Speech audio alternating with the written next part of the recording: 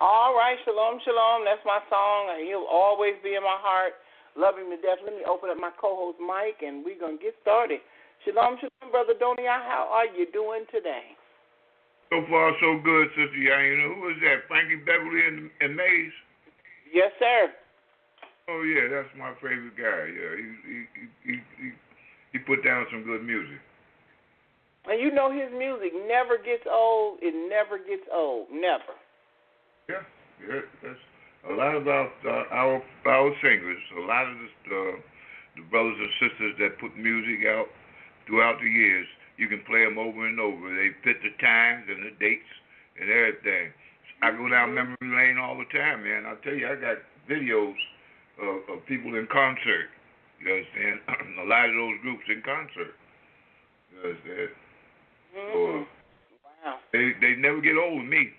I put my whatever's playing, I put myself in that era, in that time, and I wonder what I was doing. You understand? At that time, who was I with? Right. I understand. I completely understand and concur. I understand. So tell me, what's going on good today? What's happening? Anything good in the news? Anything happening that we should know about? Well, the big news is that we're going home soon. Hallelujah. Praise the mighty YAH. Hallelujah. And it won't be long. Not going to be long. We're going to get out of this mess. You understand? The Almighty, you understand, is coming to get us in a couple of years. You understand? We getting out this mess. See this mess.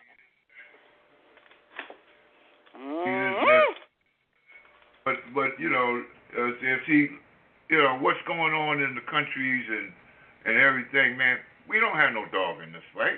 You understand? They don't even mention us. They just here recently, Trump sent Omarosa to invite the Black Caucus to the White House. You understand? But the last time they invited Black Caucus to the White House, they brought 120-page of their do's and don'ts and what they want and what they're expected. And see, we do this every 4 years.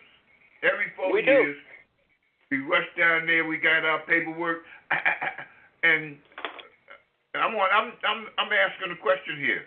Do we get anything out of that?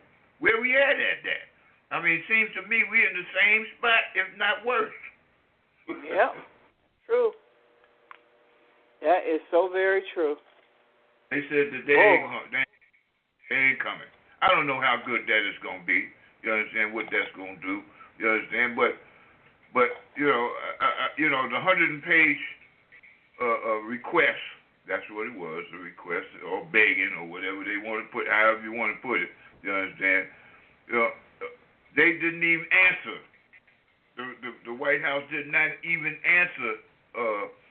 You know, yay or nay. They didn't say nothing. And now they want them to come back to the White House. You understand? And Omarosa came up and said, they don't want to do nothing. They just complain and don't want to do nothing. You understand? But you know, in the budget, that the little proposal that Trump had put out for a budget didn't even include any of those things that they asked for.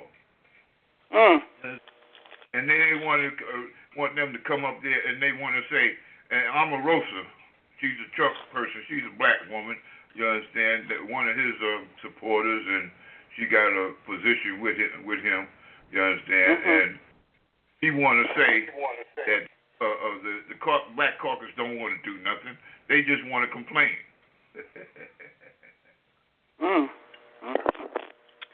Well, I mean, like you said, every year it's the same story. We always begging them to do something, you understand, got this proposal and all that, you understand. See, after 1 or 2 years, don't you supposed to get it? They don't want to do nothing for us. I think so. You would hope so anyway. You know what I'm saying? You would really hope so. But, again, like I said, nothing's going to change because this is where we are. And I don't know what people are going to need to see to make that deduction, but nothing's going to change. It's just not. That is correct. You understand? It just seems to me, after the first 10 times, you understand? You say, well, maybe they don't want to. Maybe we should do something on our own. We in the Congress. They're not going to let you, Brother Donnie. I guess what? If they block, they blocking everything we do. And they ain't going to let you do nothing on your own either, because they're going to have somebody there to spy. And they usually send somebody in of the same color so that they'll be unnoticeable and spy, and then find a way to tear it down, because you have to stay on the bottom. Until the Most High says this is over, we have to stay where we are. I know it's a rude awakening, and it hurts. And it really does, but at the end of the day, we have to stay right where we are. You made a valid point, because that's exactly where I was going with this, is that maybe it's something else going on here. Maybe it's the Almighty who put us in this position for us to recognize that we botched it up in the past. Every time that we was left to do something on our own, use that free will, you understand? We just run amok, you understand, and started doing stupid stuff. So this may be, you understand, the fact that that we are unable to have any to do anything for ourselves, or the people doing anything for us. I mean, you understand? Maybe it's the hand of the Almighty. You think? Yeah, gotta be. Yeah. Because ain't nobody. Because look how long it's been going on. It's been going on for too long for it to be a coincidence. You can get by the first time, it might be a coincidence, but at the 10th time, somebody got to see a pattern. You know what I'm saying? Okay. There's got to be a pattern somewhere after a while. It's like, now look, this can't just be happening by chance. I'm telling you, you understand? It got to be set up, for us to understand that this is not something that's in our hands. You understand? Nope. This is Almighty's hand. I mean, it's in our hands to a degree, because what He wants us to do is come back to Him, to recognize that those people ain't gonna do nothing for you. You understand? You see what they've been giving you. You understand? Time and time after again. You understand? They ain't gonna do nothing for you. If they do, you understand? They got an underlying ulterior motive. If they do, you understand? So the Almighty, so the part that we play is that we must come back to the Almighty, who loves us, who will do everything for us. And if you read the scriptures, time and time again, He has shown His love for us by coming and get us, regardless of our own self. You understand? Because we put ourselves in certain positions and then whine and cry and call on the Almighty, and He come and get us out this mess. You understand? And show us and guide us and tell us that we must come back and we must do the laws, the statutes, and the commandments that the Almighty has set aside for us by the mouth of Moses, through the mouth of Moses. He gave this to us. You understand? So the things that we are doing here, we can buck all we want to. You understand? But the Almighty said, well, in 400 years, I'm going to come and get you out this mess, you understand? And you're going to do it my way. You understand? I'm going to see that you do it my way. I'm going to see to it that you do it my way. Before you go into that land, you're going to have to be clean. You're going to have to have the Spirit of the Almighty in you. Because I'm not letting you in there. I'm not going to have that stuff anymore. I'm not going to put up with it.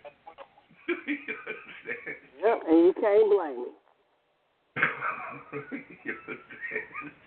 You can't blame me. Not after all the stuff we done did. I'm telling you. You understand? And we had blatantly, you understand? With any remorse, told him, man, kiss it. We sure did. We did do that now. I couldn't believe it when I read that in the book of Judges. I'm going to find that scripture, too, before we hang up today. Well, they told them, we're going to serve those other gods. Because when we were serving those other gods, we had everything we needed. we gonna go back to doing that. I was like, whoa. You understand? How old is that? And you know, and he ain't give up on us. He didn't give up on us. You understand? He just our punishment got a little harder because we were stiff-necked. And he tells us that all the time, that we're stiff-necked. I'm telling you, boy. Even in the time of even in the time of the kings, it would be a different thing if there wasn't no law already in the land. But the Almighty gave the laws to Moshe. Then they had Solomon. Then they had David. Then they had Solomon. Then they had all the kings. And we still decided we were gonna do what we wanted to do. Yeah, we sure did. I don't know what it is. It ain't like today. The law was in the land. We knew the law. Now, and in these days and times, man, you understand, we skeptical, and sometimes, man, the laws is not, and we gonna read them all kinds of ways, and we gonna spin it this way and spin it that way. You understand? But the law was in the land at that particular time. Yeah, yes it was. Yes it was. It's unfortunate. And we got smart with him, so that's why, we sitting over here today. That's why we made that video like we did with the Muslims and all that. We can't do that no more. Okay. You can. Nobody can stop you from doing it. Nobody can stop you from doing whatever group you want to be with. But you got to know that it's choice time now. Everybody going to have to make a choice. Well, you say it's crunch time now? I said it's choice time. You know what? Everybody's going to have to make a choice. Yeah, that is correct. You understand? That's why the Almighty said that He was going to bring us out from where we at. But you can't make a choice in the land that you're in because there's too many distractions. There's too much distraction. You understand? You can say that you love the Almighty.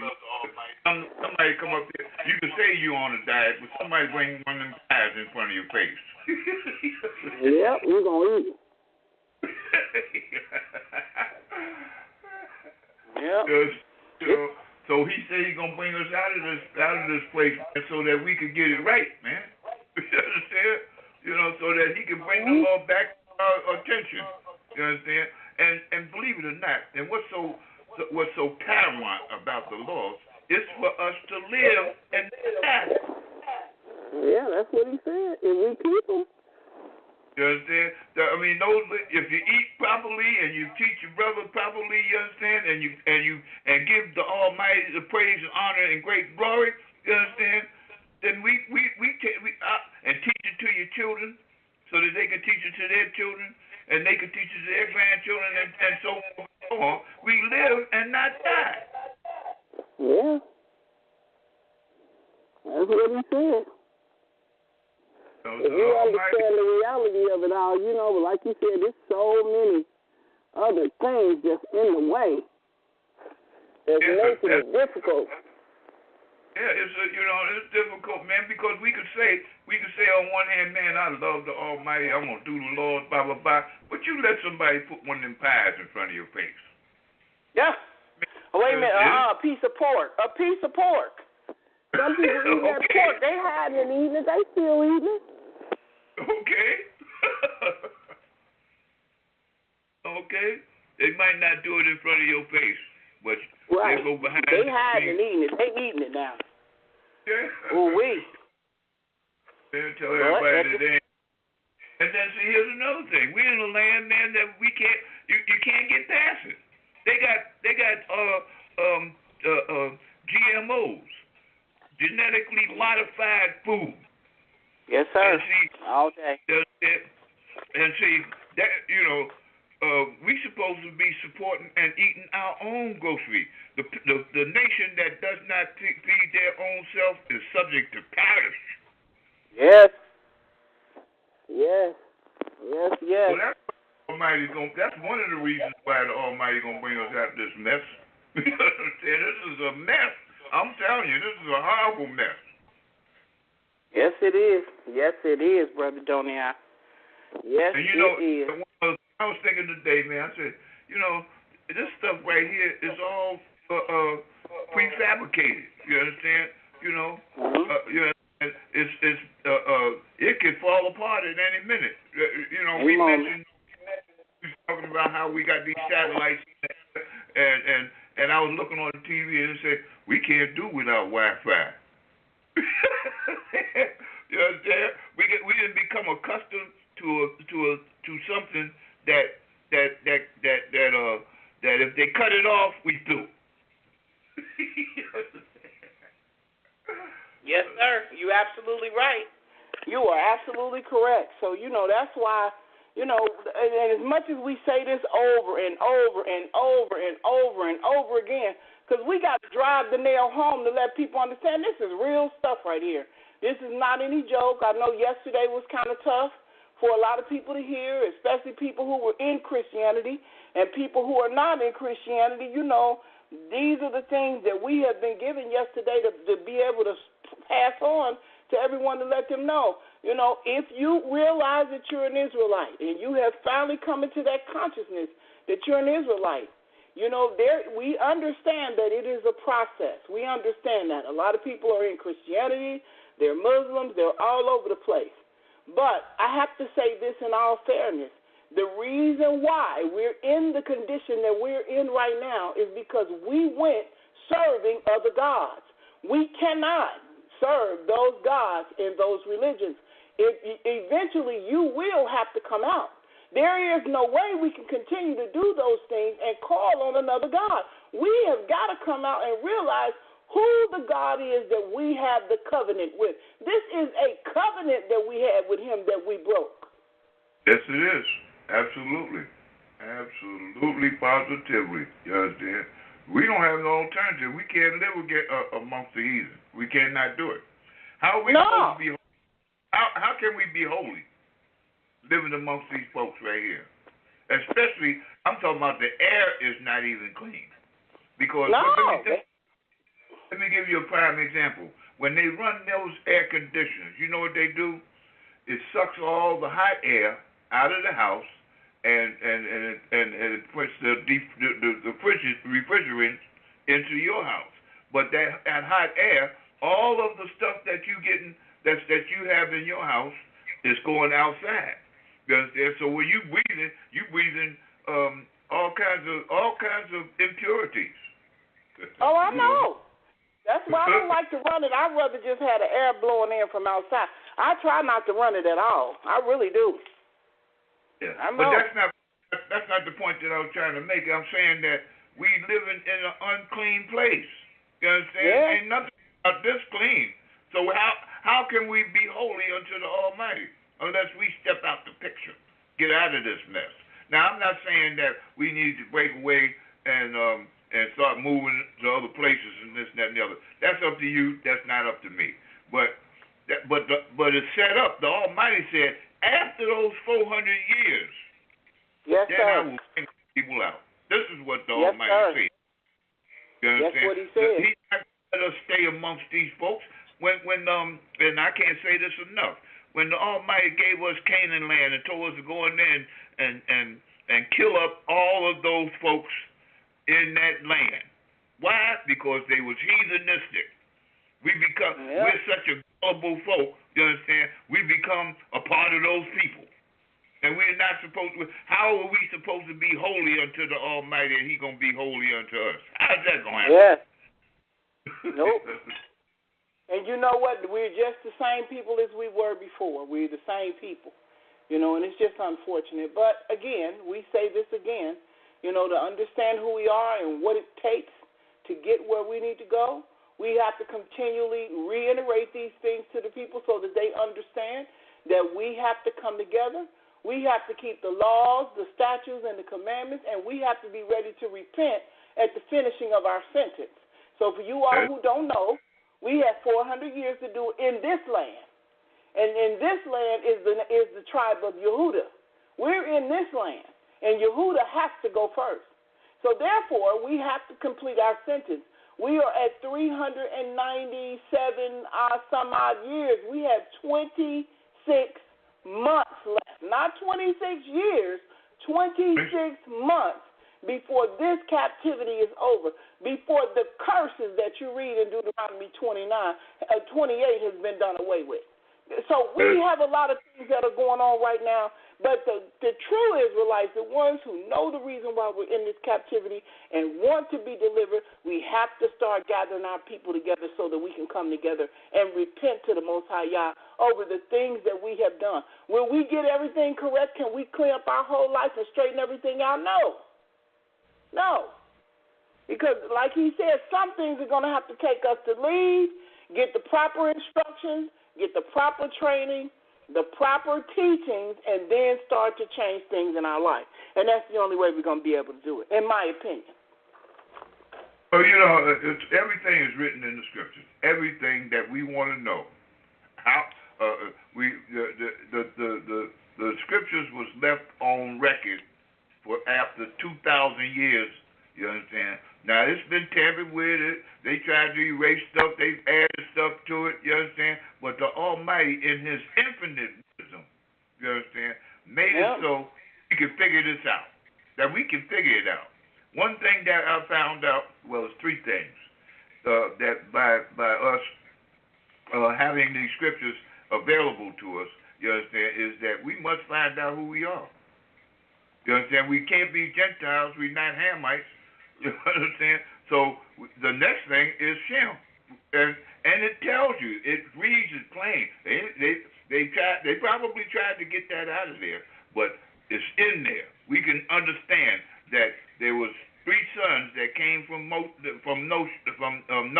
You understand? Shem, Ham, and Japheth, and it gives a description on who those sons are, and the places that they're supposed to be at.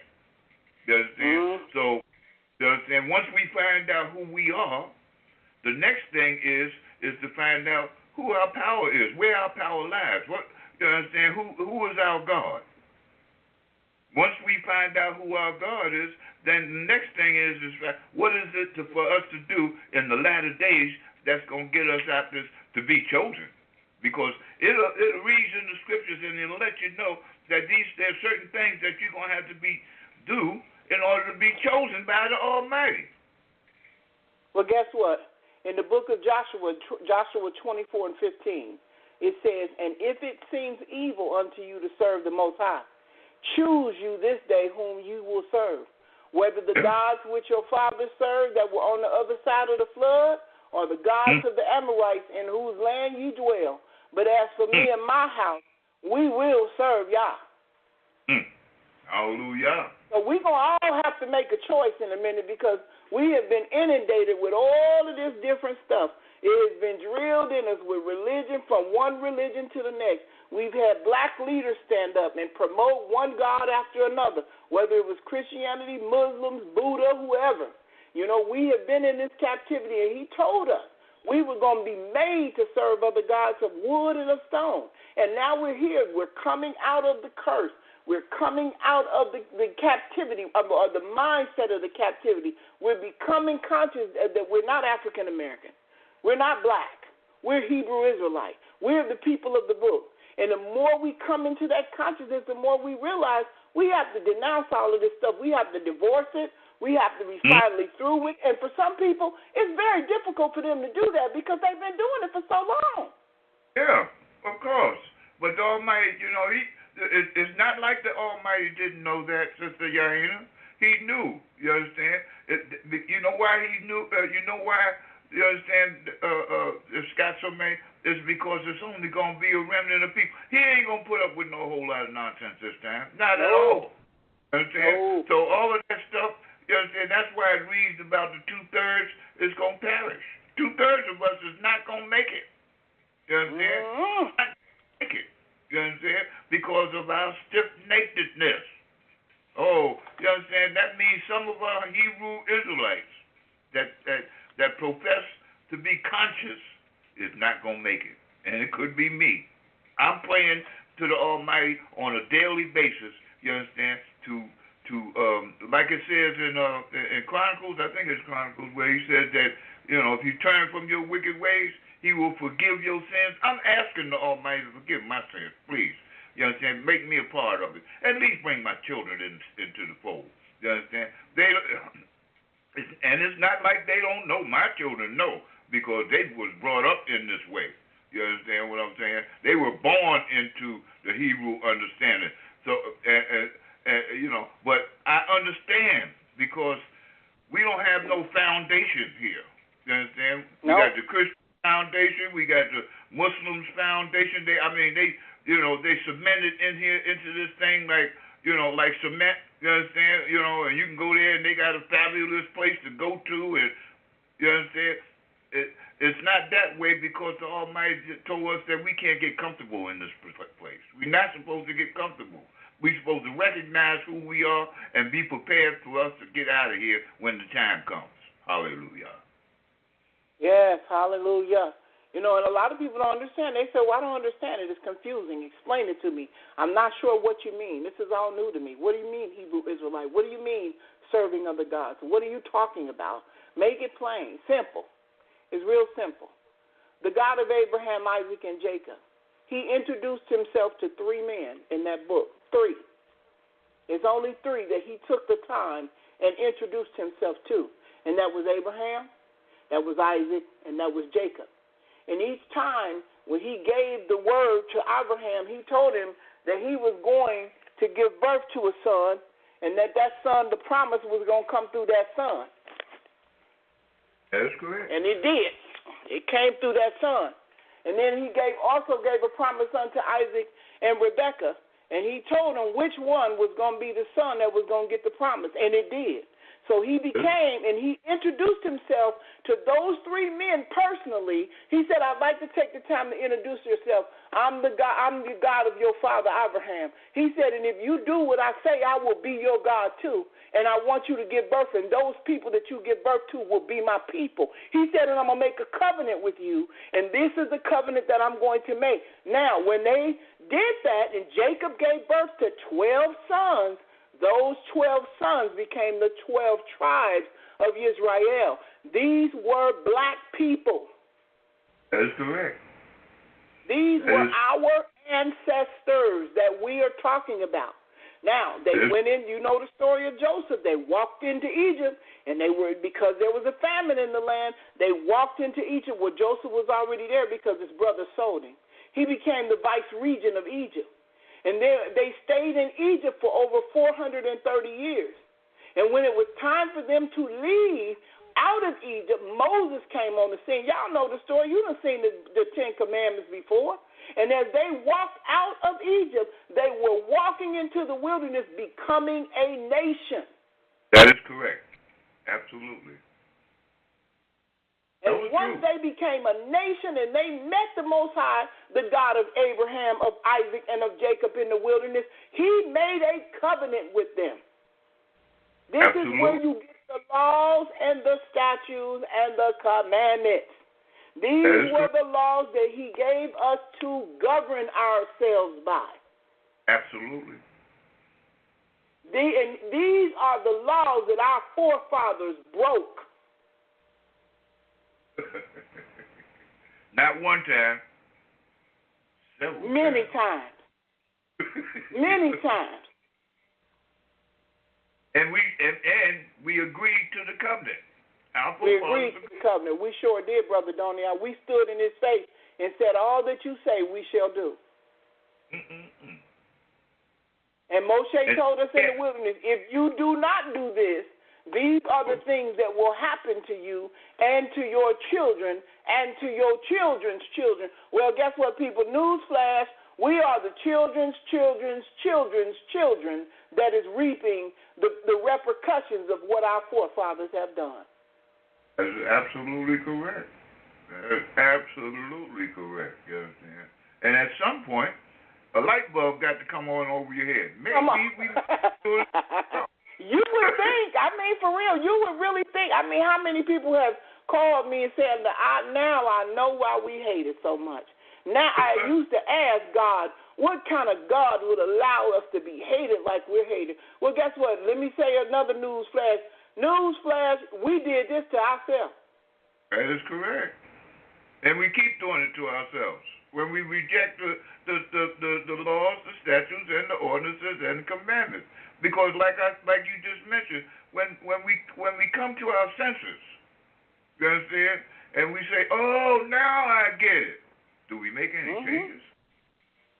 No, absolutely not.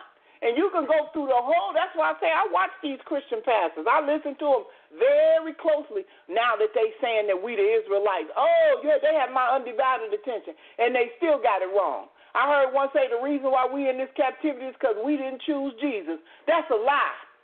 That has nothing to do with it. It said in Judges chapter 2, verse 11, he said the children of Israel did evil in the sight of the Lord and served Baalim.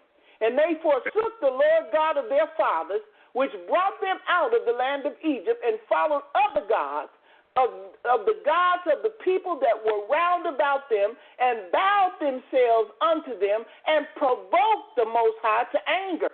And they forsook the Most High and served Baal and Asherah.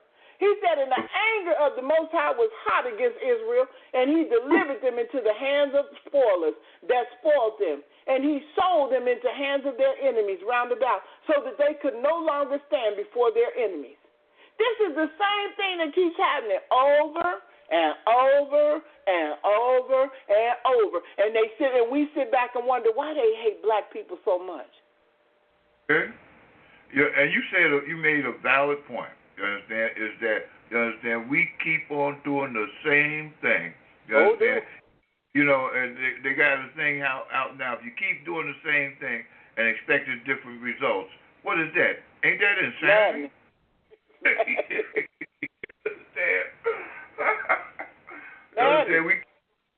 Go ahead, Tom Chi. No, I was just saying it's madness.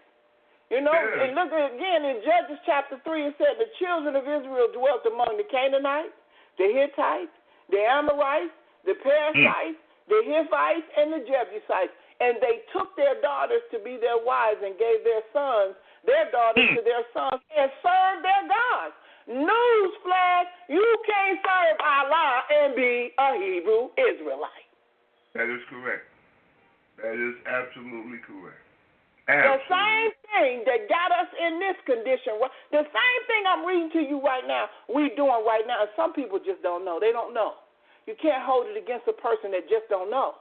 But some people know, and they still trying to make an excuse.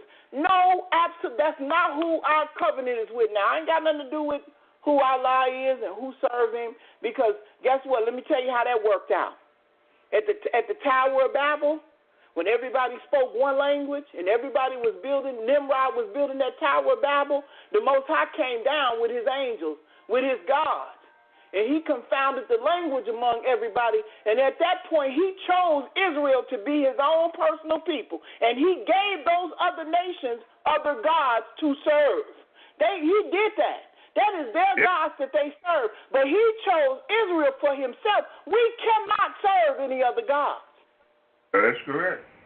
That is correct. He disowned the other nations. He said, I'm going to choose these people for myself. These is my people that I'm going to raise up, and I'm going to serve, and I'm going to give them what they need. And as long as you serve me and have no other God before me and keep my laws, statutes, and commandments, you will always be up top. Guess what we didn't do?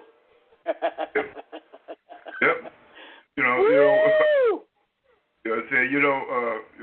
If you're skeptical, all you have to do is what sent it home for me is Deuteronomy 28.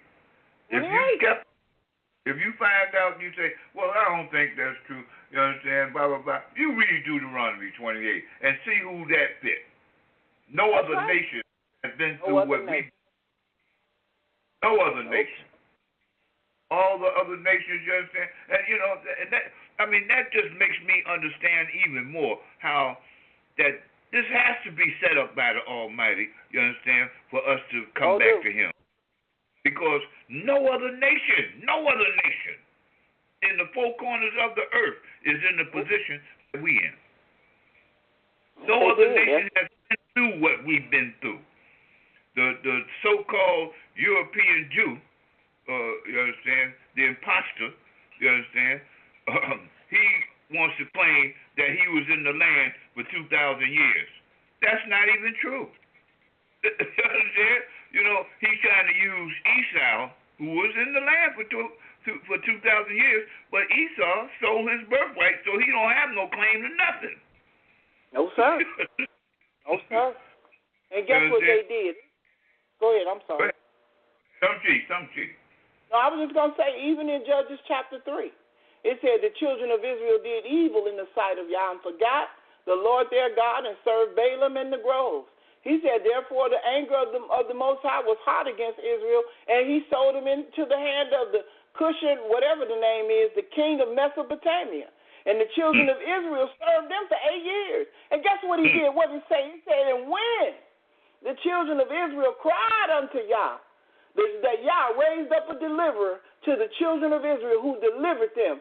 And each time you go out, every time, I'm going to do it again. We're going to do it one more again. Watch this. Judges chapter 4. Watch what happens in Judges chapter 4. It said, and the children of Israel again did evil in the sight of the Most High. And the Most High sold them into the hand of Jabin, the king of Canaan, and that reigned in Hazor. It says, the captain of whose host was Caesarea, which dwelt in Hareseth of the Gentiles. And guess what verse 4 says? And the children of Israel cried unto the Most High, for he had 900 chariots of iron, and 20 years he mightily oppressed the children of Israel. And that's when Deborah came on the scene. So guess what we got to do? Guess what all history does is repeat itself. We've been here, our 400 years will be up in August of 2019. Guess what? When we set this day of repentance, we need to come together as a nation and cry unto the Most. I promise you, He gonna hear us. I know it, because He's our God. He said that He would be our God. He said He did. You understand? Yes, and all we have to do is come back to Him with all our heart and all our soul and all our doing. You understand? Yes, He did. And this was, this was a repeated occurrence. Every time we put ourselves in, every time we stepped in it. You understand? Every time we stepped in it, He came and got us out of that mess. Every time. Did. But that's what's so different about this time, Brother Donia. This the last captivity. It ain't going to be no more after this one.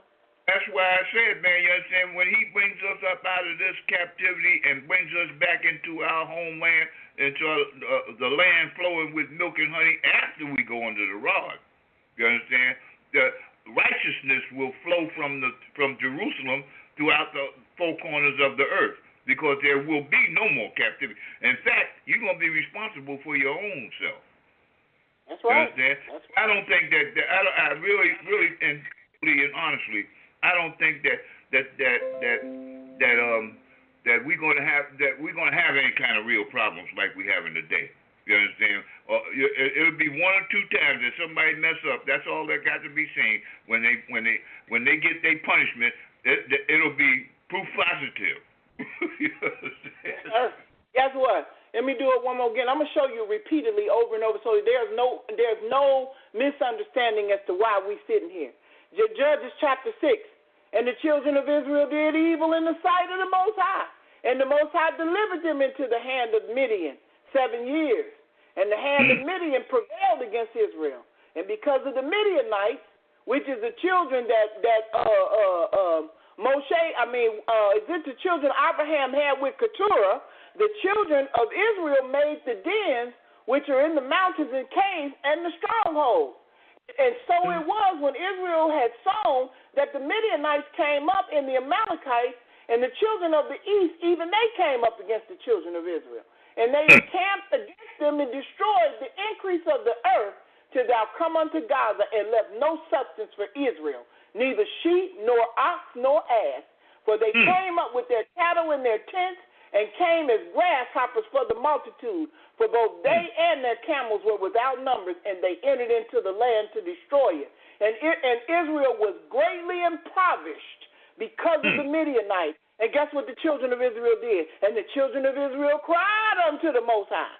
And it came to pass that when the children of Israel cried unto the Most High because of the Midianites, that the Most High sent a prophet unto the children of Israel, which said unto them, Thus saith the Lord God of Israel, I brought you out from Egypt and brought you forth out of the house of bondage.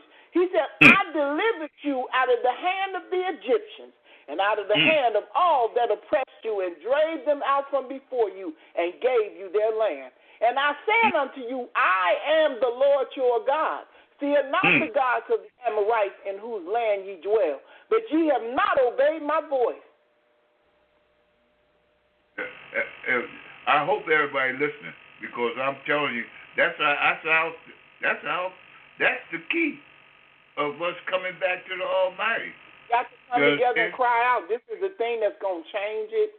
People, if I can't tell you nothing else, we tried the churches, it didn't work. We speaking in tongues and we shouting and it's not working. They still shooting and killing. They still killing us in the street. We still on the bottom. Heaven is not an option. Our prophetic journey is that we have to go to the wilderness. Because there he said the same way, and I'm going to read that in a few minutes, the same way I took your forefathers, I'm going to take you the same way, and I'm going to plead with you face to face. We've got to fulfill that prophetic journey. And the only way that we're going to get some relief is when this thing is over, that we cry out to the Most High. That is correct. We don't have an alternative, Sister Yaina. There's nothing that we done did everything. We done tried all of it. You understand? We had Marcus Garvey, we had Frederick Douglass, you understand? We had numerous of other people during that particular time. Then in the modern era, we had Martin Luther King, we had Malcolm X, we got Farrakhan and what's that other the Christian guy that was with Martin Luther King? What's his name? Anyway, you understand, we've had numerous of people to try to get us out of this mess that we in. And the reason why I say that they tried to get us out, because they didn't have the understanding of the Scripture, so that I can't say that they knew anything about Scripture, because all they knew was New Testament. They never went to Old Testament to find out the whole story, because we have to, in order to understand the story of our condition, you understand, and our plight, you understand, you got to read the Old Testament. Then you get a big picture on who we are. If you want to go into the New Testament after that, that's fine. But I know that you got to find out who you are. You understand? You don't know who you are, you don't know what the story's about. You don't know our plight. You don't know, you understand, why we going through this here. That's right. That's right. So it means nothing when they stand up and say, we the Israelites. We the Hebrew Israelites. That's the new movement now. People are coming into the knowledge. We the Israelites. And they preaching the story from the Old Testament perspective. They listening to our YouTube clips and our radio shows. And they preaching it from another angle. But ain't nobody telling you got to come out. You can't stay. Because we're a nation. We're not a religion. That is correct. It's a way of life. The religion don't teach you that it's a way of life. The Old Testament is 613 laws that we must adhere to. And each one of those laws, you understand, it gives you a description on what it's all about. It's about how we interact with one another. You understand? You know, how we keep clean, how we don't marry our brothers, our nephews, and our cousins and stuff like that. We don't do that. Right. That's not part of the life that we're supposed to be leading. We got to be holy unto. I know it's hard for us to even consider being holy. You understand? And we think that is walking around on the cloud. That's not it. We don't have to do that. You understand? We just got to do what we're supposed to do, and what the laws, statutes, and commandments has been put before us. You understand? Those are the things that we must do. It's not about us walking around on no cloud. You understand? That's or right. be holy holier than thou. You understand? That's not it. You understand? We don't. You never get that perspective when you read the scriptures. When you read them holy scriptures, it's not about walking around on no cloud. Hallelujah. Here we go again. Judges chapter 10.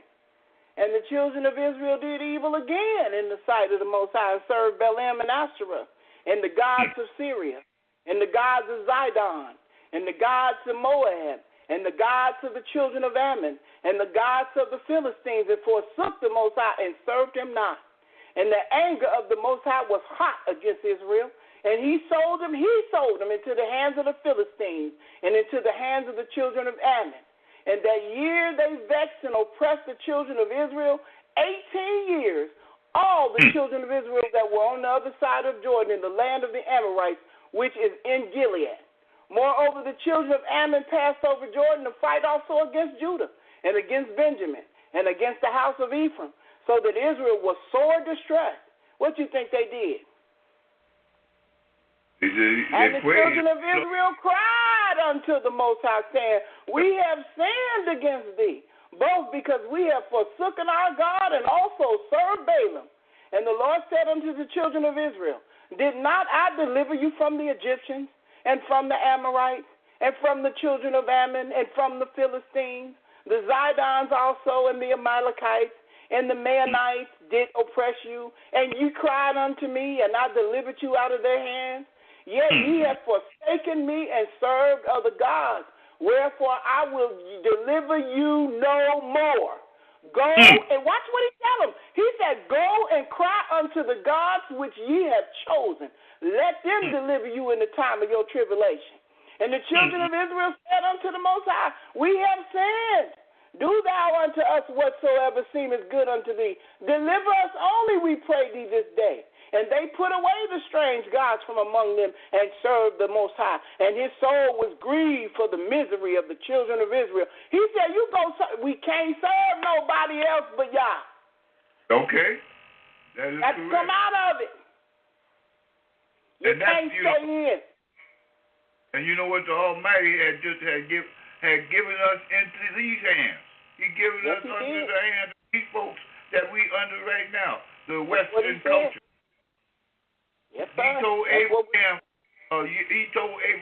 long before all of these other captivities that we went into, you understand, when you talk about Syria and all of those folks, long before we went into those captivities, he told Abraham that our people were going to go into captivity for 400 years because we are so sick. You understand? Now, I mean, he tried to help us out by putting us in certain captivities. And maybe we'll recognize, you understand, those 7 years, those 20 years, those 18 years, you understand, maybe we'll recognize and come on out and do the right thing. No, we went right back. We became perpetual slaves. Yes, we did. We started, and then we did it presumptuously. Oh, he's going to come and get us. Yes, he did. This is the longest one, Brother Doniah. For the southern tribes anyway, this is the longest one that we've been in and the most oppressed one that we've been in. We've been away from the land. How many thousands of years have we been away from the land? About 2,500 for sure. It might be more. I know for 2,500 we've been out of that land. You understand? Because we came out of that land running into Africa, you understand, and we stayed in Africa for about 1,000 years before the Arabs came and got us and put us in captivity. You understand? In fact, during those 2,000 years, that's part of those captivities that you're talking about. You understand? That we were in those slave captivities. You understand? Then we got turned around into becoming Islamic people, Hebrew. I mean, what's his name? Mohammedites or whatever you call them. You understand? We became them. You understand what I'm saying? That's why we came here. You understand? They called us. They said that our religion was Muslim. You understand? That's what they said. Even though our names, you understand, they had our names. The last part of our names was in Yah's name. You understand? So even though we held those names, we became Muslims, and throughout that captivity, that was 1,500 years. You understand? Believe me, and they killed 100 million Hebrew Israelites, dragging them across that Sahara Desert to Mecca. You understand? They did that. You understand? And those were the captivities that. And see, as we talking right here, right now, it just dawned on me is that this is why the Almighty is mentioned in the Scripture about the 400 years, coming over to this land and being in this captivity for 400 years. This is the last captivity. This is the eye opener here. Yes, sir. This is the one that's your eyes. Right. This is it. Ain't gonna be no more. This is it. Now, he could have mentioned about the 1,500 years. You understand that we was in there, but this is the last one. This is the 400 years. This is the clincher. And guess what's gonna happen? I believe everybody's gonna be restored back to their proper places, and then the game begins. Because we got to go back home. Just like we read in, let me get that scripture, because I was just going to keep on going. You can go through all of the books of the Old Testament, from Deuteronomy on through, and watch what we did. This is what our ancestors did. This is why we're here.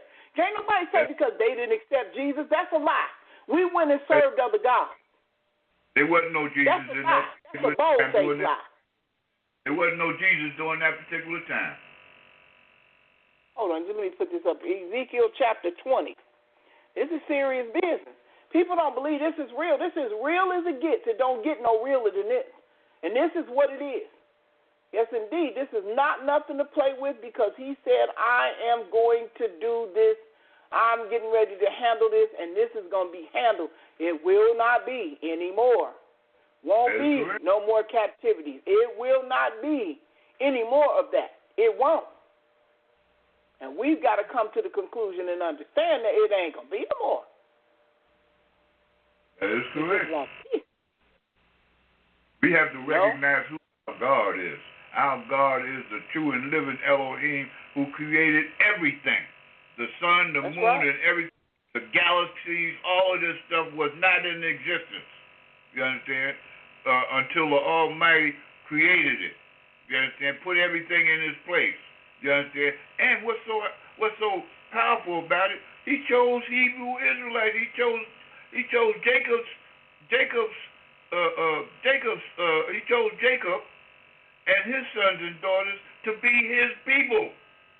And he did it before that with Isaac and Abraham, but for a surety, he chose Abraham, Isaac, and Jacob and all of his 12 sons. Now it's just so, and that's another thing that's been dawning on me, is that, remember now, Abraham had a son. His son was Isaac. Isaac had a son. His name was Jacob. You understand? And Jacob had 12 sons. Now, out of those 12 sons, it don't become nothing else. Nothing else is in the place. Those 12 sons are the sons of Abraham, Isaac, and Jacob, who are Hebrew Israelites. You understand? Now, they may have sons. They're going to have sons and daughters, but it don't change none. That's right. It doesn't change. They still become Hebrew Israelites. Go ahead, sister. I said the order is already set. It does not change. And then you go to Ezekiel chapter 20, and he says, and that which cometh into your mind, I'm at 32, Ezekiel chapter 20, verse 32. He said, and that which come into your mind shall not be at all that ye say. We will be as the heathens, as the families of the countries, to serve wood and stone. He said, as I live. Now, the Most High is giving you a confirmation for sure. He said, as I live, saith YAH, the Elohim, surely with a mighty hand and with a stretched out arm and with fury poured out will I rule over you. He said, I will bring you out from the people and will gather you out of the countries wherein ye are scattered with a mighty hand and with a stretched out arm and with fury poured out. And I will bring you into the wilderness of the people, and there will I plead with you face to face. Some people say, oh, that's what he was talking about Egypt. No, he 36.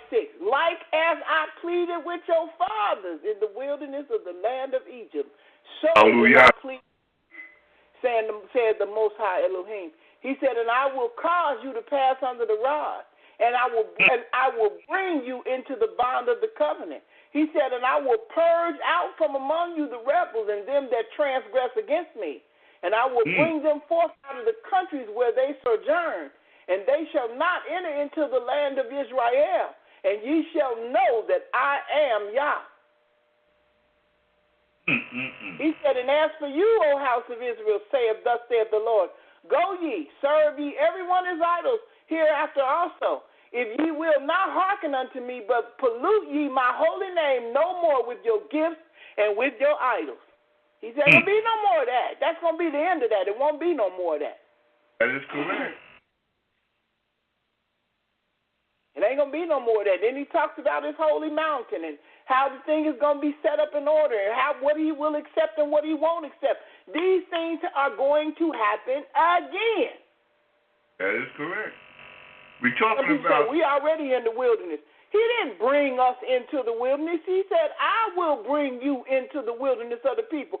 We got here by ships and the Gentiles brought us here. That's not the same thing. That is absolutely correct. Absolutely correct. You understand? There's no way possible we could be in no wilderness. You understand? I don't know where that was from. You understand? Nope, absolutely not. Under no circumstances. So I said all that to say this. We have a prophetic journey that we have to fulfill. And I know that some of you all are in the religions that say that the Old Testament has already been fulfilled. That is not true either. There are things that are in there that we have to complete, and we have to fulfill as a people. No one else can do this but us. And I know what the New Testament say because I used to be one that preached it. I'm one that did it. I shouted under the best of them. Like I said yesterday, I could call off some real names. Marvin Sapp, Marvin Winings, Dr. Noel Jones. Who else was I under? Bishop Rayford Bell and all of the ones in PAW and PCAF. I was Apostolic Pentecostal. Did all that. Been there, did that. And the Most High brought me out and showed me this. And you know what was so funny? I thought about something that happened to me right as I wasn't even coming out of the church at that time. I was being restored back in as a backslider. And I remember one of the prophets was up at the altar. He called me up and told me to come up, and I came up for prayer. And he said something to me, and it came to mind yesterday. He told me, he said, you know what? He said, you're going to leave the church again. And I said, no, not me, I won't. I said, I'll never do it again. I'm here to stay. He said, yes, you will. He said, the Lord is going to have you leave the church again. He said, because it's something that he's going to show you and teach you, and you're going to have to come back in and teach us. Okay. Now, you know that's some powerful stuff. I thought about it last night, and this was years ago that he gave that prophecy. He said, whatever this is that the Lord is going to teach you, you're going to have to come back in and teach us. You know, see, it just goes to show you, just because the Almighty says something, we expect everything to poof, and it's happening. Yes, we do. No, man. Some things, it has to go through a process. Yes, sir. Some things that happen, that the Almighty can make happen, you understand? It depends on the urgency of the matter, for sure. You understand? You know, now it's the latter days, my sister. You understand? And if the Almighty had given you the gift to give us, to be able to expound on certain things, you understand?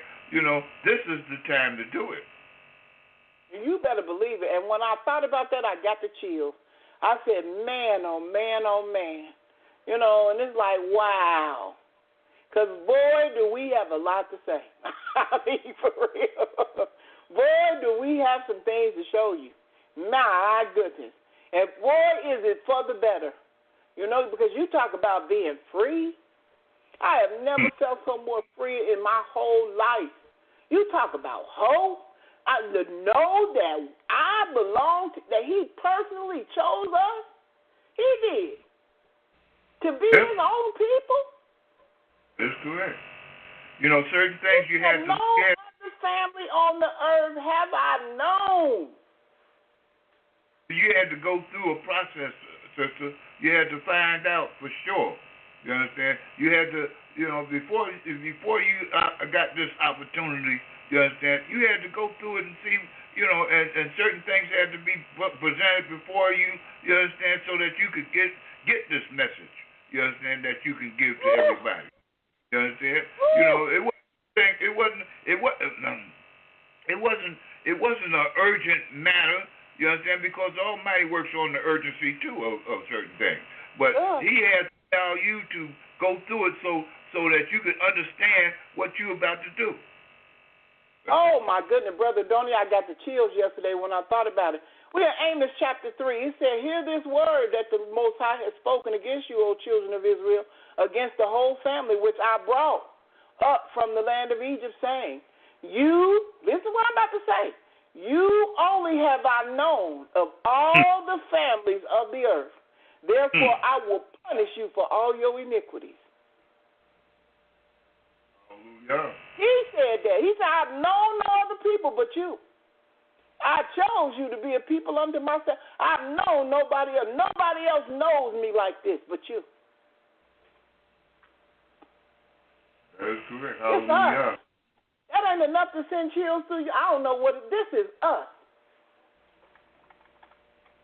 See, that's the only thing that I have a problem with, you understand, and it's not with the Almighty, is that our people just don't see it because they expecting what they expect the Almighty to look like and His stuff to be. You understand? Is totally opposite. Totally opposite. Totally opposite. So that's why they can't recognize. And like you said, like you always say, you understand, there's a time period for them to wake up. But from perspective, you understand, we can't wait too late. We can't wait too late. They're going to come around. It's about the heart. You understand? You can't get it tomorrow. You can't get it 2 days before the salvation of our people. You can't get it right there because you ain't showed no heart. The Almighty can't tell you. Can't say, well, His heart is in it. You understand? He came out of this way. He came out of this understanding and got it. You understand? Because you understand, we waited too late for us to be able to show our commitment to the Almighty. 2 days is not enough. I'm gonna tell you that right now. You understand? That's right. Like He said, like the Almighty said, He gonna pay us in measure. We gonna get paid. He ain't playing with us. Look what He did. I mean, we used to be the richest. Brother Donnie, we was the richest nation on the earth. Yeah. I know that's hard for some black folks to believe. Some of y'all struggling to pay. We was the richest nation on the planet. When we was in right standing, we was the richest nation on the planet. The God who created it all is our God. We was the richest nation on the planet, and we threw all of that away. Guess what He said? Psalms 147, verses 19 and 20. He showed His word unto Jacob, which is Jacob, His statutes and His judgments unto Israel. Listen what 20 say. He has not dealt so with any nation. And as for His judgments, they have not known them. Praise ye the Most High. These people don't know His laws and statutes. It's easy for them to tell you ain't got to keep it, but they make sure you keep theirs. They make sure you keep theirs. You break their law and see where you're going to be at. The penitentiaries is full. Mm-hmm. And y'all said if you keep His, it will be life unto you. That is and correct. Health. Absolutely.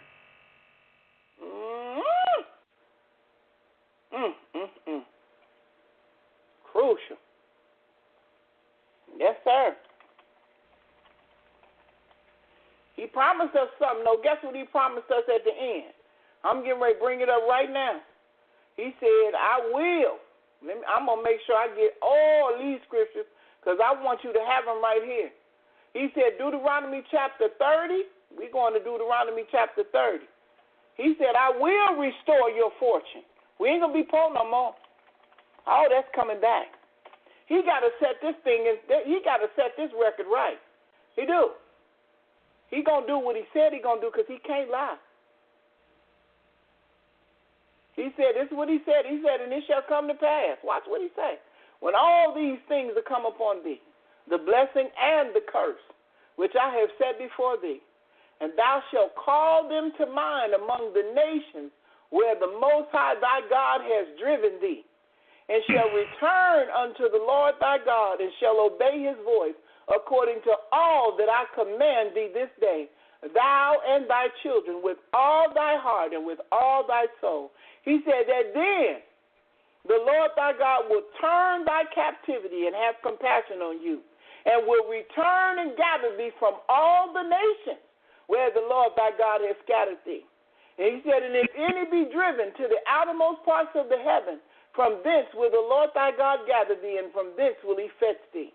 He talks about the circumcision of the heart. He said, and God will bring thee into the land which thy fathers possessed, and thou shalt possess it, and he will do good to thee, and he will multiply thee. And then he goes on to say, and the Lord thy God will make thee plenteous in every work of thy hand, and in the fruit of thy body, and in the fruit of thy cattle, and in the fruit of the land, for it is good. For the Lord will again rejoice over thee for good, as he rejoiced over thy fathers. He said, if thou shalt hearken unto the voice of the Lord thy God, to keep, watch he said, this is it.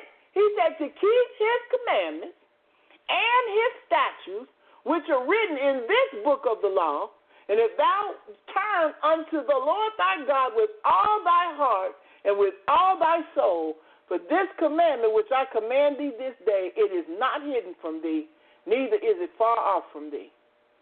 Mm-hmm. We got to go, and every time, we don't have to keep the law. That ain't what this says. He said, when you think about yourself as scattered in these lands, and you on the bottom, and you remember, and you cry out to me, and you come back to this is the key right here. Yep. That ain't what it says.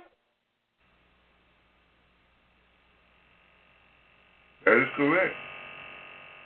That ain't what it say, brother. Don't somebody lying somewhere.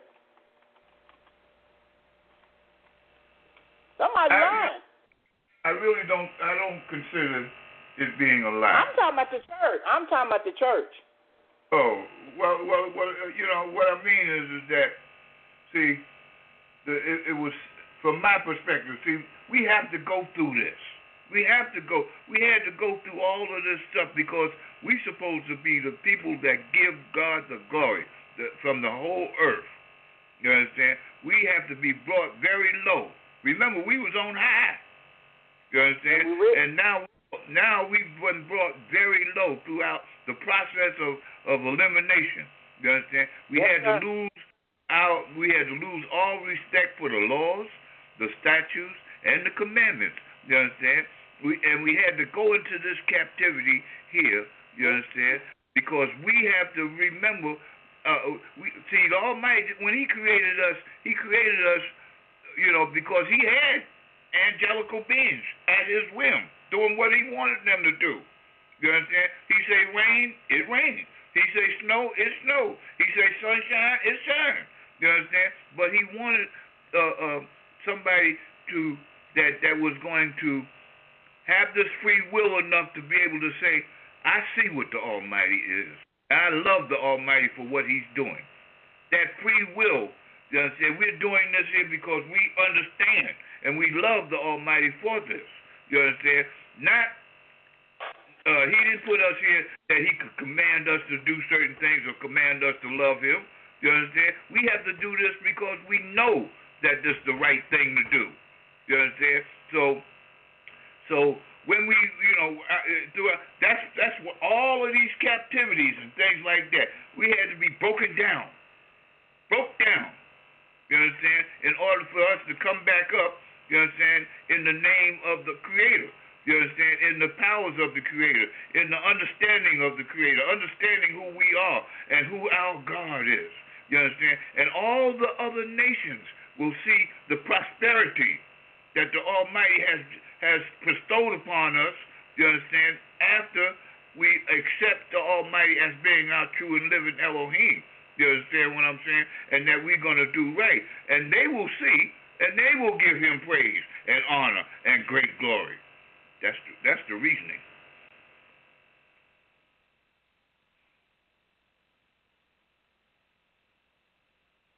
I agree with you 100%. I do. I agree. But he's going to restore our wealth back to us.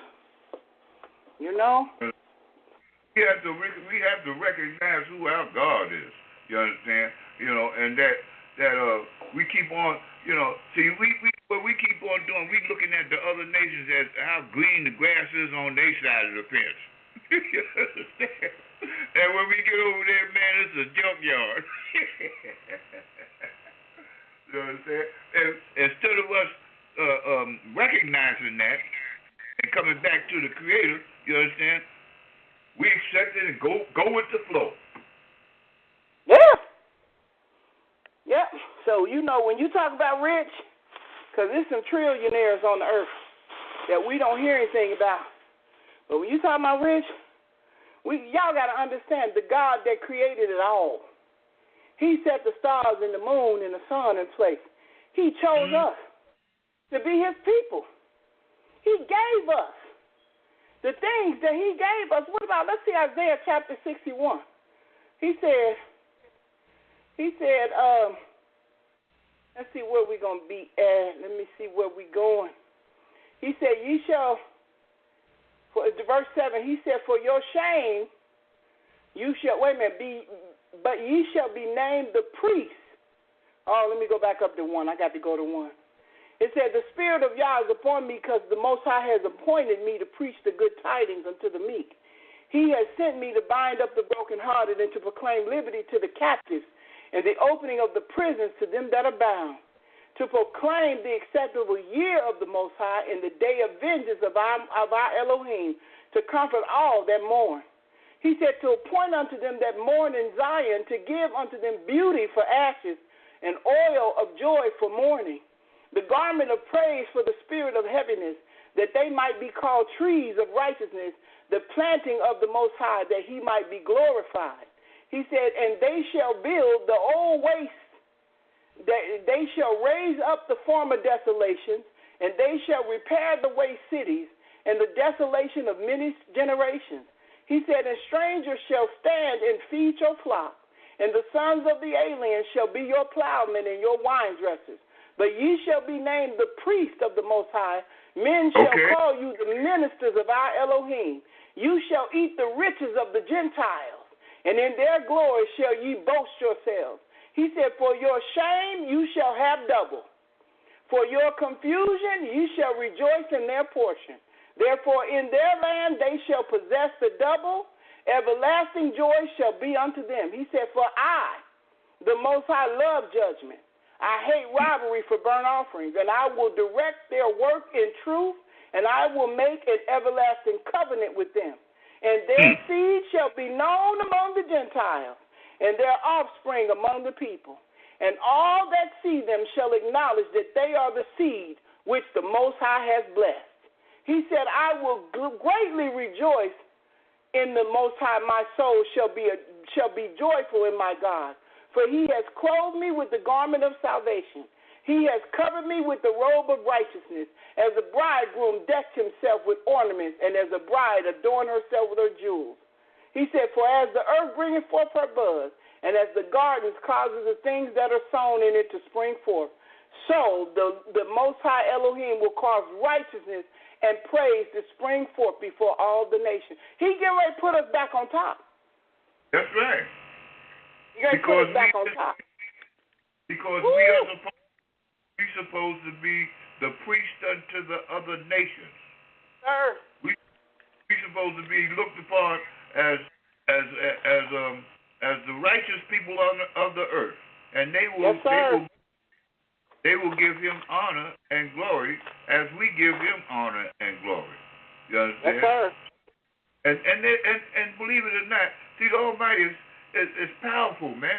I mean, his understanding is way beyond ours. He's seen all of this stuff well in advance, and how it's all going to play out. You understand? And all he wanted was the glory from the whole earth. This is what he wanted. He wanted everybody to know that he is the true and living Elohim, the God of the God of Israel. You understand? And the only way that he could get it, man, I mean, well, I'm sure that he could have just made it happen. You understand? But the people that he put in place was not the superpowers, was not the low. We were of the lowest on the earth, and he brought us to the top. Twice. This is going to be the second time, because we were stumbling around throughout we were nomadic folk, man. We was all in that region, you understand? And he brought us into Canaan land, and we built a metropolis, you understand, in that particular region in Canaan land, and we became very, very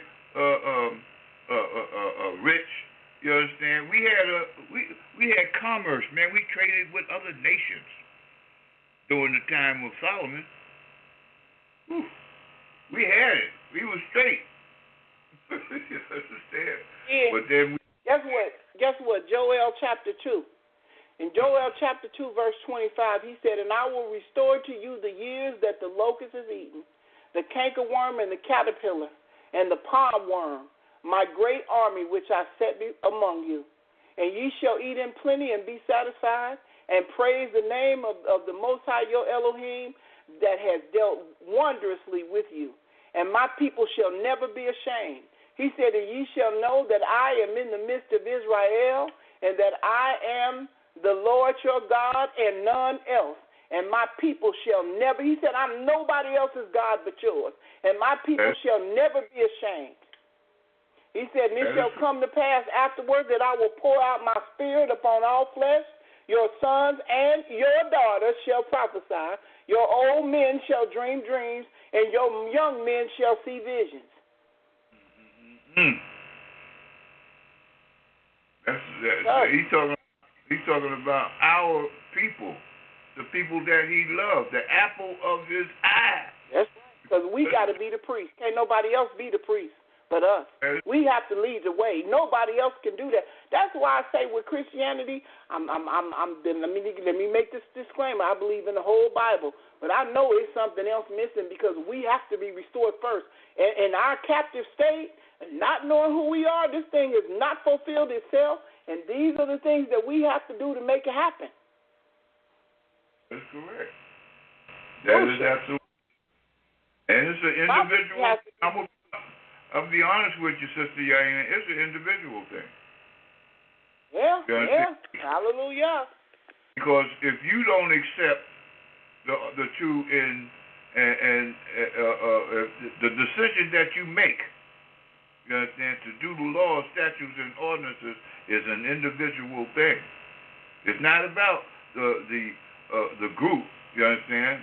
When you see the group that's not doing the laws, then you can step away, and you be all right if you're doing the laws and keeping the commandments. But when that group, when you involve yourself with that group, you understand, that you accepting those things that are not godly. And if those things are not godly, you're not supposed to do them, period. You understand? And so the individual has an opportunity to say yay or nay on that. That's right. Absolutely right. It's just a lot, it's going to be a lot of people. Oh, my goodness, it's going to be something else. It's really going to be something else. If you walk this thing out the way he tells you to do it, and you do what he said, like I said, we have hope. You talk about being free. When you realize from the magnitude of what has been done and what has been taken from us and what has been hid from us, and when he opens up your understanding and your eyes as to who we are as a people and what we have been stored for us and how close we are to this thing being over, you talk about being free. You don't even view the world the same way. You don't even look at things anymore the same way. It's like, whatever we need to do, we do. We make it happen, and we do. Because you look at it, you be like, yeah, next.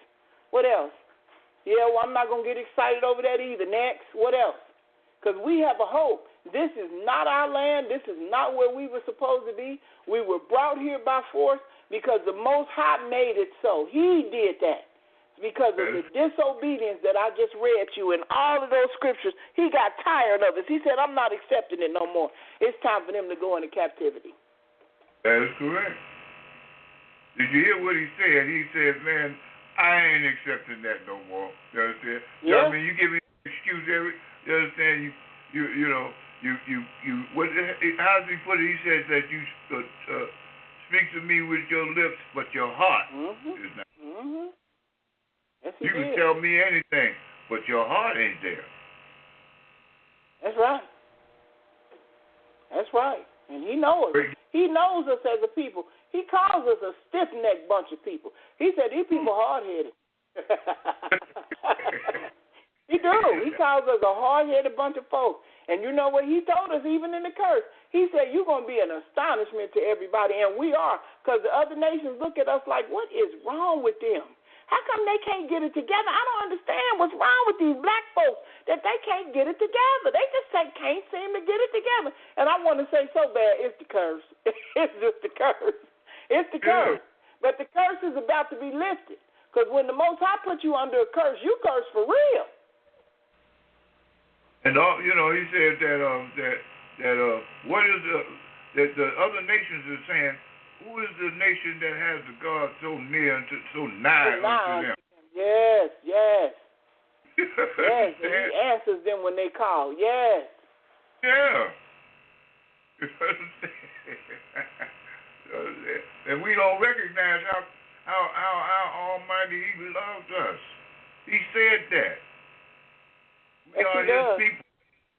You understand? We the apple of his eye. There's no other nation that he calls the apple of his eye. He used a lot of nations. He said Nebuchadnezzar was his servant. So he used a lot of nations in order to put us in a position. Yes, and you know what? That's in Deuteronomy chapter 4. And it says, behold, verse 5, he says, behold, I have taught you statutes and judgments, even as the Lord my God commanded me that ye shall do so in the land whether you go to possess it. Watch what he said. He said, keep therefore and do them, for this is your wisdom and your understanding in the sight of all the nations, which shall hear all these statutes and say, surely this great nation is a wise and understanding people.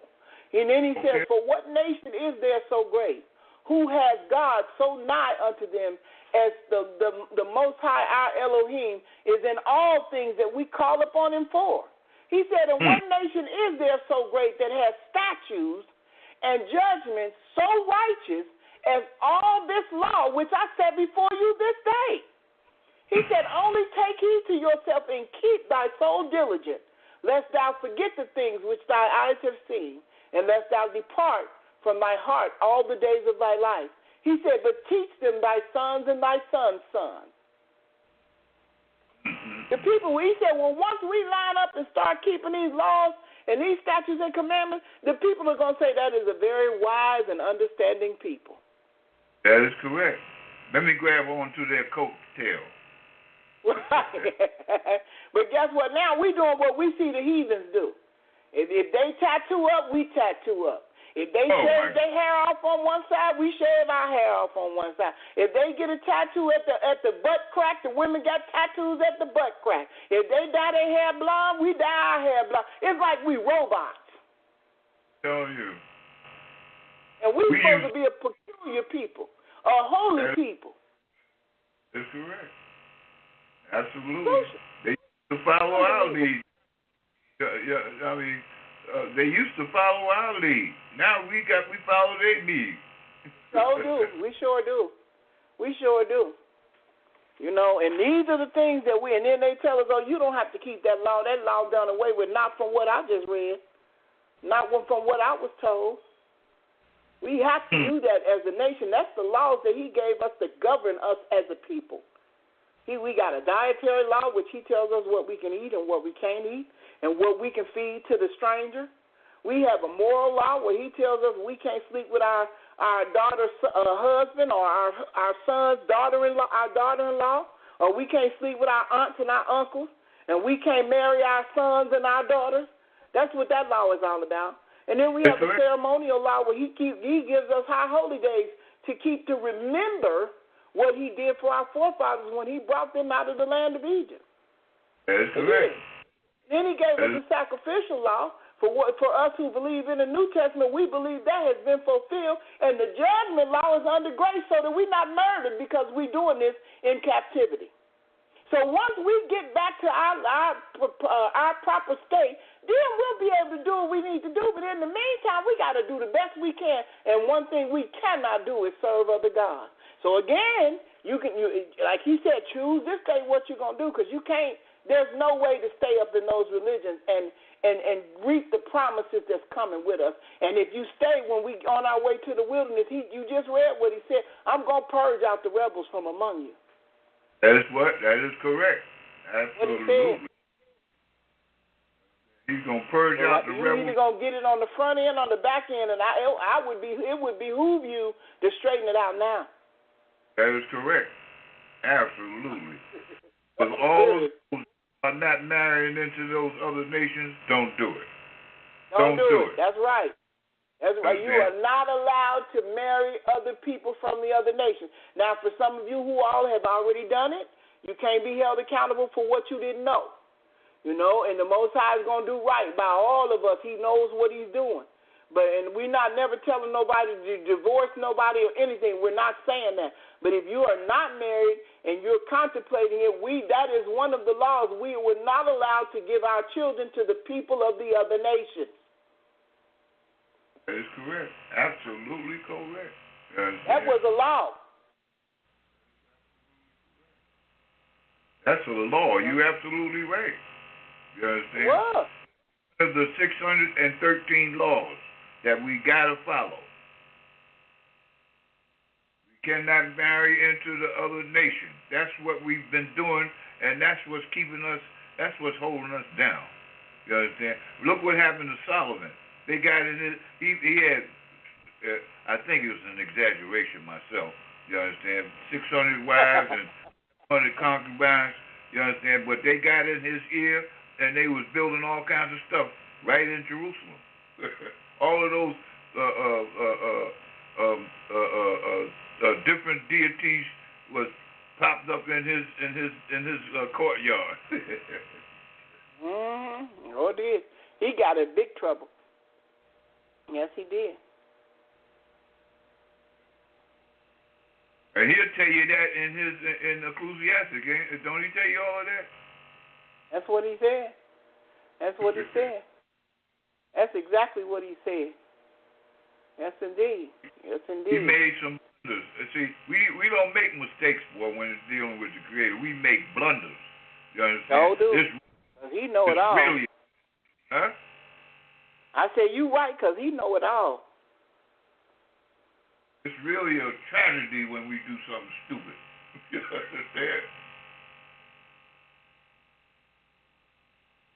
Yes, hallelujah. Yes. What a mighty God. He's our God. He's our God. He said, this is in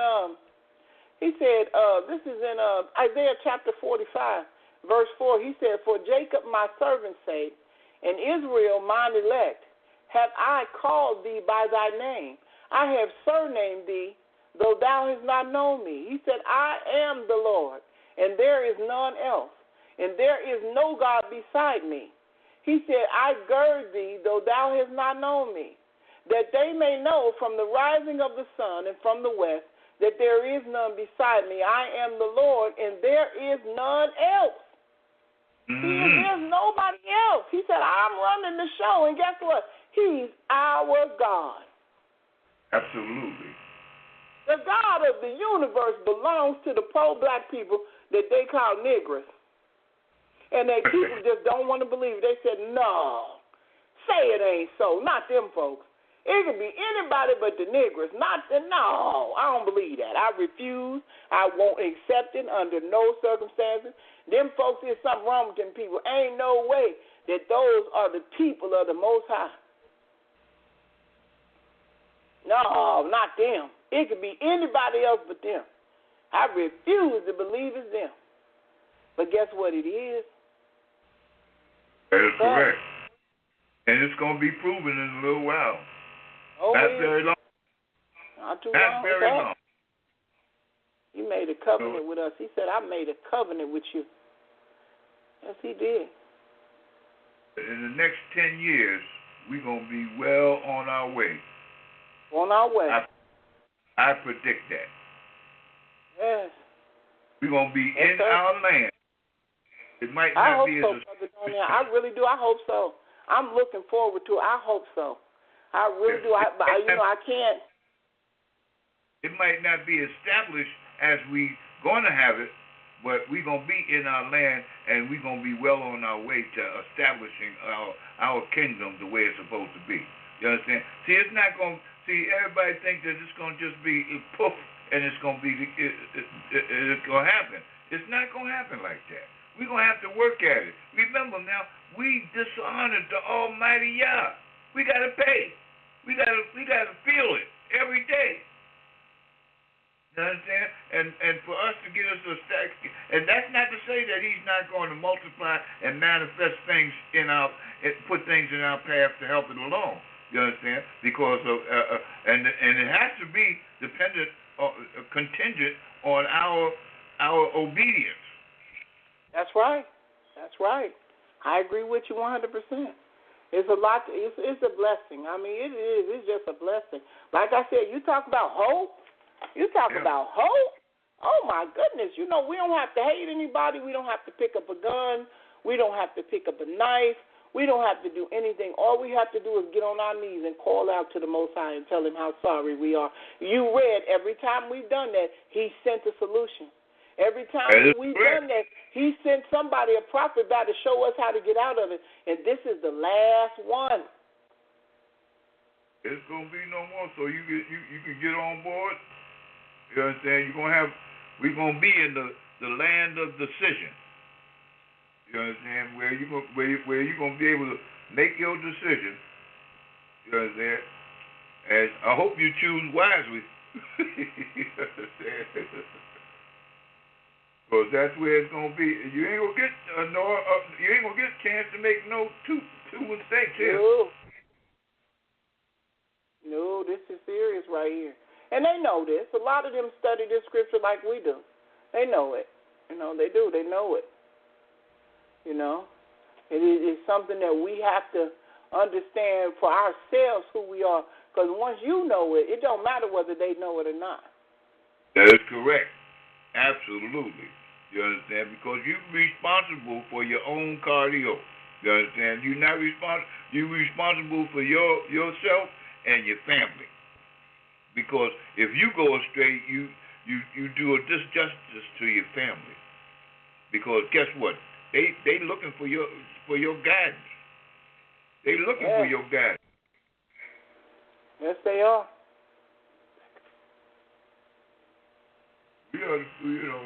I love the Almighty with all my heart and soul, and I'm doing all I possibly can every day to try to show him that I made some blunders, man, and I am so sorry. You understand? I know that's right, brother. Me too. Tears come to my eyes as I think back on the stupid stuff that I did. You understand? You understand? If it's not for the Almighty, the hand of the Almighty, I don't be here. Yes, sir. With the dumb stuff that I did. I agree with you 100%. I believe it 100%, and I agree with you 100%. It's just amazing, and it's a miracle that we are here today, that we made it, through the whole the whole captivity itself. You know, it's a miracle. You know, of course, we got somebody out there with a horn going off. I don't know who it is, but please forgive me, you guys. I am so sorry about that. But yes, and as much as we talk about how he hides his face from us and how he's going to turn around and restore himself unto us and that he's going to be a God unto us again, please, this thing is getting ready to get interesting. You think he showed out with Egypt. He getting ready to show out again. That's correct. Yeah. Well, get ready. When he show up, he going to show out, son. It ain't going to be no easy matter. Is. He coming to cut up. We can do this one more again, y'all. We going to do this Exodus thing one more again.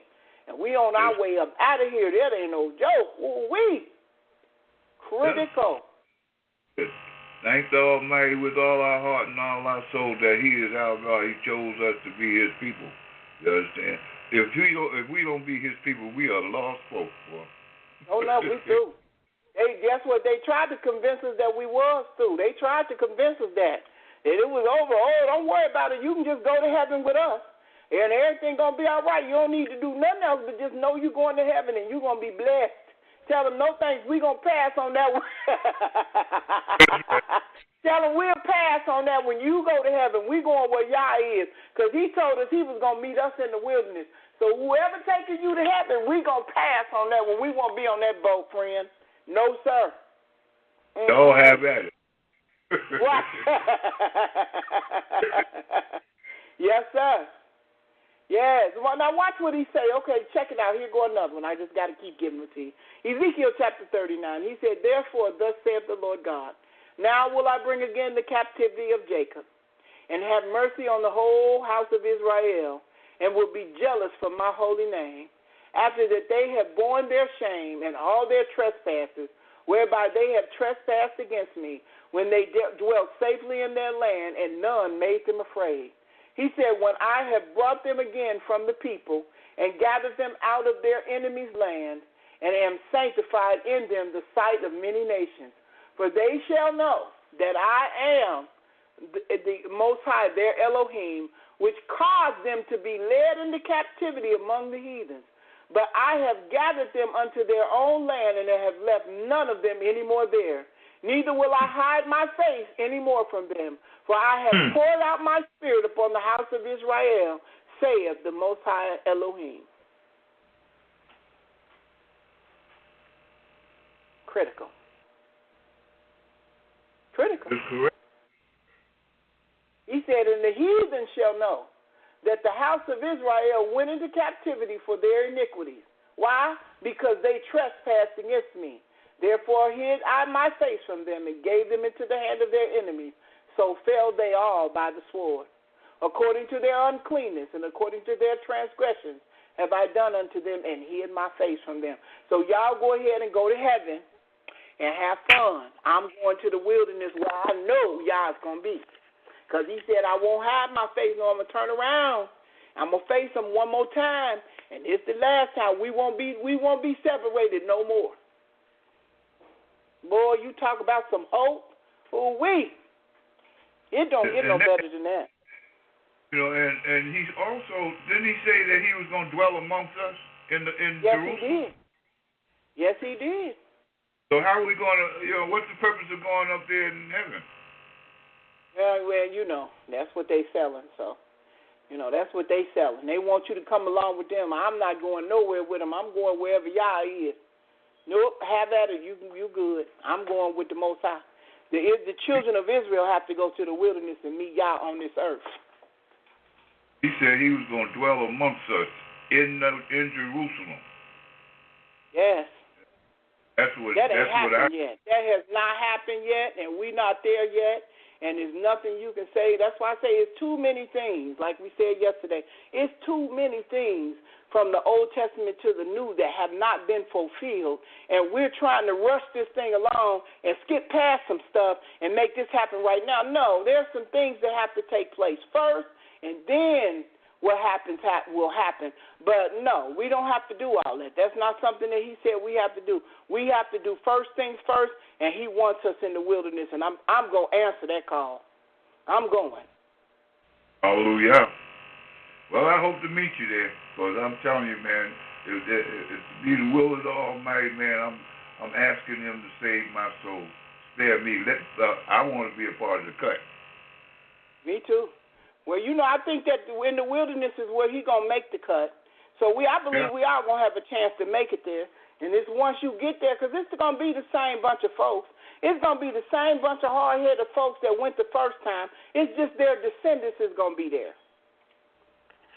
Yeah, I agree with that. And they're going to do the same thing their forefathers did. Some going to complain. Some going to murmur. Some going to try to circumvent the leadership or the authority. Some going to set up false idols and start worshiping the cross. Some going to bring crosses around their neck. It's going to be a whole bunch of stuff they're going to bring with them that the Most High going to say no. You know, and it's really, really bad because I was looking at, I ain't going to say the groups, but I was looking at some of the Israelite groups that's walking around with a picture of the Most High. The Most High told us not to make any image of anything. He said, when you seen me, when I spoke to you on Mount Sinai, you didn't hear nothing but a voice. He said, you didn't see a similitude of anything.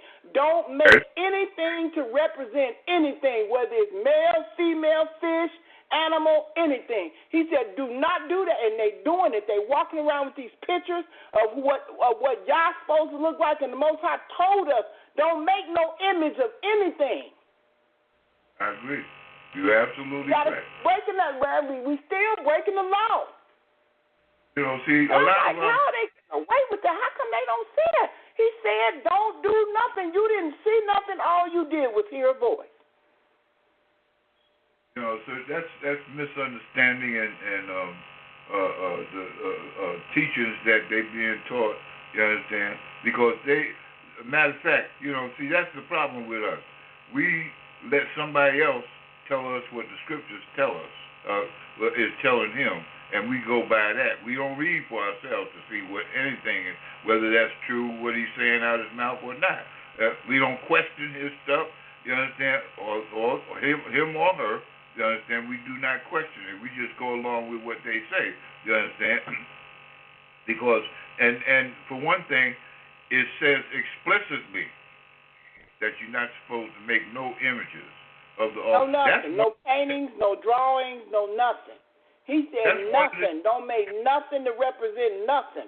No doves to represent the Holy Spirit. No cross to represent the crucifixion. No nothing. That's one of the 10 Commandments. No. And we still doing it right now today, and we consciously doing it. We conscious in doing it. And I'm like, how are they doing that? I don't understand it. He said, don't make nothing to represent nothing, whether it's male, female, animal, fish, nothing. Some of us are just assuring that they're going to be a part of the 2/3 that don't make it. They just putting nails in their own coffin. You know, and it's like, wow, how can you have all of this knowledge and teaching where we came from and the captivities and the lands where we was in, and you got all this knowledge and you skip past that part. When he said nothing, he means nothing.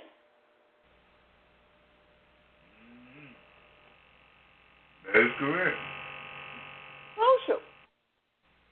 A lot of our teachings is way off the all we can do is pray that and see, you know, one other thing here too is that some of our people are just brought along because of their skills. They ain't going into the land. They just there for their skills. They were there to maybe hold something in place, or you understand? Right. You know, because it's unbelievable though, you know, and it's like when you realize that we haven't lined ourselves up, that all of the stuff that we're doing is pagan, all of the things that we're getting ourselves into is pagan, that we conscious and we still being pagan, it's like, wow. But guess what? All we can do is do what we're doing. We're encouraging the people. Be encouraged. Be excited. Be happy. You know, they don't want us here no way. So guess what? This is a win-win for everybody. You know, we just tell them all the time, you know, we out of here. As soon as the Most High give the go-ahead and he makes the way possible after we finish our curse, we out of here. That's what you don't have to worry about no more food stamps.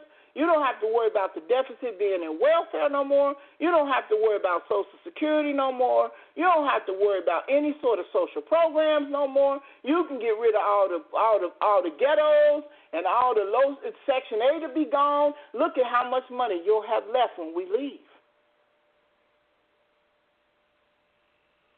You ever thought? I just thought about something, man.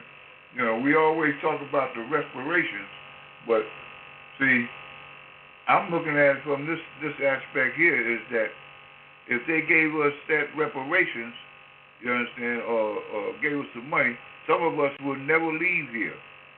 That's true. That's true. When it's time. Because we and be guess in what, good. Brother Donnie? That's true. That's true. You understand? You know, and then some of us will jump the gun. That's true. That's true. That is so true. But guess what would be so crazy? Guess what would be so crazy if he restore us back to a pure language? Because guess what? Newsflash, we won't be speaking English no more either. That is correct. We cannot leave here before it's time, before our 400 years. This is what the Almighty said. We will be in captivity for 400 years. He didn't say 400 and he didn't say 399. He said we will be in this captivity for 400 years. 400 years. That's what he said. After then, I will bring my people out. So if we get that reparation money, some of us will jump the gun, man, run on up out of here, and think that they're going to be safe. And yeah. And some of us will take and start building right here in this society when this is not our land. That's true. They'd be somewhere buying what they call them purses, all them new purses now they got going on, Michael Kors and all that. They'd be buying cars and houses and stuff. You right, they wouldn't. They wouldn't understand. This is our reparations to come out of that and go into the wilderness so that we will have the things that we need. Yes, sir. Absolutely. I agree with you 100%. Wholeheartedly, I agree. So, as far as from a financial standpoint, like I said, it's a win-win for everybody. It's a win-win. Because guess what? We're not going back into another nation to suck up their resources. He's pulling us into the wilderness, and he said he's going to make sure we eat.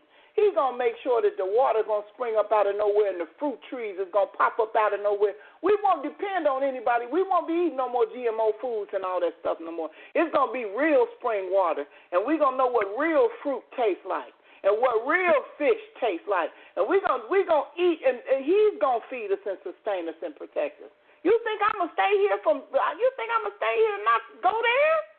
Oh, no. I'm out. I've already told my family I'm gone. So if you don't come on, I don't know what to tell you, but I won't be. I'm going to see y'all. That's why when I asked the Almighty, you understand, to send me that $10 million and what I'm going to do is, for Israel, this and that and other, he ain't saying it, did he? Oh my goodness, hey. He's going to give it to you in due season because you will be rich again. You will. But what I'm talking about, see, if he sent it to me, man, I'd probably be doing something for Israel so that, and giving it to people so that they can stick around here or we get, buy some land here, you understand? And, and what made me think about that is because we had our forefathers, our relatives set up Black Wall Street in Tulsa, Oklahoma. They tore it up. They tore it up.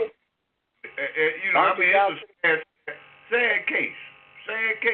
But we're not supposed to get comfortable here. No, sir. Not at all. And we only have if we get comfortable here, what's the purpose of the Almighty bringing us back home? That's true. And we only have 4 minutes left. I want to make an announcement. We will be here again on Tuesday night at 6:30 p.m. Eastern Standard Time. Invite your family members. Invite anybody that you would like to invite because we have so many things going on through the week to give those people that are becoming conscious an opportunity to share virtually so that you don't feel lost, so you don't feel left out. We would love to have you to join us. It's at 6:30 p.m. Eastern Standard Time.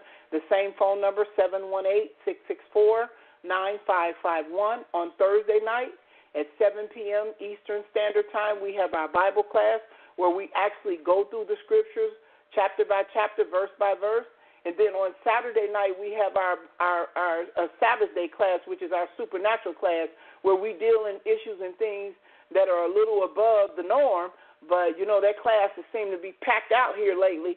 And we just welcome everybody to return, to come back, because we know who we are now, and we're walking in the fact that we're Israelites. We represent being Israelites, and we believe in the promises of YAH. You know, and also we're on Facebook. Facebook is Nation of Yehuda, and Yehuda spelled YEHUDAH. Twitter is also Nation of Yehuda. We also are on Facebook. Subscribe to our Facebook page. It's the Yehuda Project. Matter of fact, I'm putting up a new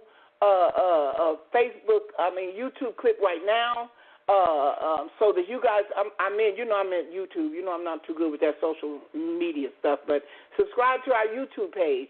It is the Yehuda Project. We would love to have you. Our website is www.NOY for Nation of Yehuda, and the word monarch, MONARCH.us. It's NOYMONARCH.us. Also, if you'd like to go, if you're planning on coming to the 2017 State of the Nation address in Cincinnati, Ohio, it's September the 2nd and 3rd. Please go on the website and register. Please donate if you can. You know, we need all the help we can get. For you all who are not planning on coming, if you'd like to donate, there's a button there too for GoFundMe. And not to mention, last and certainly not least, we are getting prepared for the 2019 Day of Repentance, where we're all going to gather together in one location, and we may be two locations. I can't just say one, but we're all going to go down on our knees all over the world, and we're going to cry out to the Most High YAH to deliver us from this captivity, because by that time we will have served our sentence. Brother Donia, you have anything to say before we say farewell? I just want to let everybody know that I love each and every one of them with the undying love that I have for the Almighty. And also, Sister Yaina, on the 1st of next month, I'll be out of town. You understand? Okay. For 2 days. You understand? I'm going to a Unity Shabbat. You understand? Okay. In North Carolina. Okay, no problem. No problem at all. All right, everybody. If there's nothing else, we would love to say shalom, shalom, and we will see you